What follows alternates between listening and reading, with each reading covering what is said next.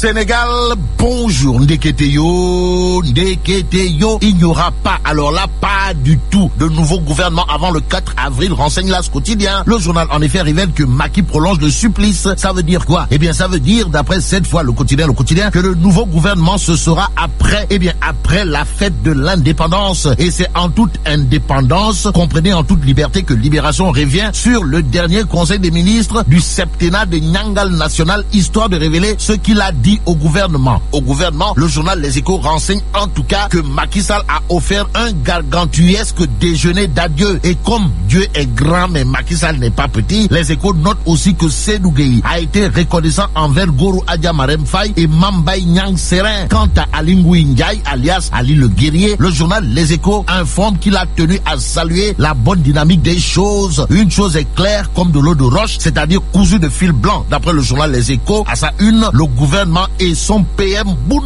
Abdallah Dionne restent jusqu'au 5 avril. Quoi qu'il en soit, le Soleil nous livre que Monsieur le Président, son Excellence Goro Marème Faye, comprenez le Nyangal national, a magnifié l'action de son gouvernement. À propos des gouvernements des 7 dernières années, l'Observateur l'obstient à révéler que Macky Sall a grillé, voire cramé 73 ministres. 73 ministres ayant reçu le 45,5 de Nyangal national et intercontinental, là où ça fait plus que mal durant son premier magistère. Voilà ce que nous livre l'Observateur l'Obs. Le journal de révéler cependant les ministres indéboulonnables de chez indéboulonnables, à savoir Augustin Tine et Aminata Mbengue Ndiaye. En revanche, les ministères les plus instables, d'après l'Observateur l'Obs, ont été le tourisme, l'intérieur, la jeunesse et les transports. Pour nous transporter vers l'aéroport de Diass, il y a l'évidence qui semble élever la ministre des Transports au rang de calamité en matière de traitement des dossiers. D'où le titre qui barre la une de l'évidence, à savoir que des chèques pour Maïmouna Ndoye Seck, et c'est probablement à cul sec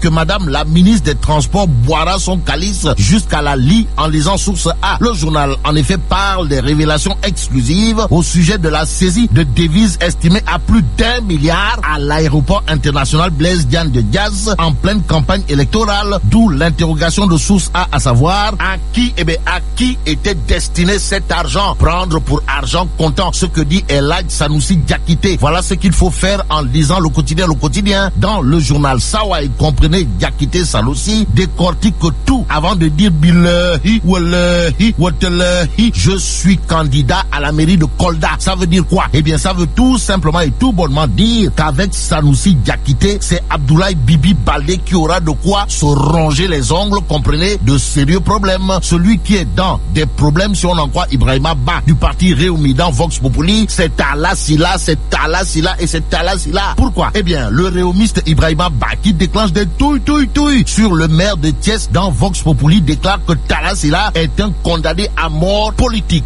Politique toujours, l'évidence veut savoir ce que bijotent Ndamal Kadior, Madické Niang et Ousmane Sonko. Bon, passons à Direct Info qui rappelle que le Magal de Porokhane, c'est aujourd'hui. Aujourd'hui, il sera bel et bien question d'un hommage à Mame Diarra Bousso, révèle Direct Info. Le journal, par ailleurs, d'écrire orpheline de Sa Yaye Fall, Porokhane pleure toujours Aïda Ndiaye Badalo. Bon, terminons avec Libération qui revient sur l'attaque en plein jour contre une agence Wafa Cash à Nord Foire, histoire d'afficher des révélations fracassantes. En tout cas, Libération nous dit que les 2 braqueurs présumés disent être des militaires. Et là, mais la tidong,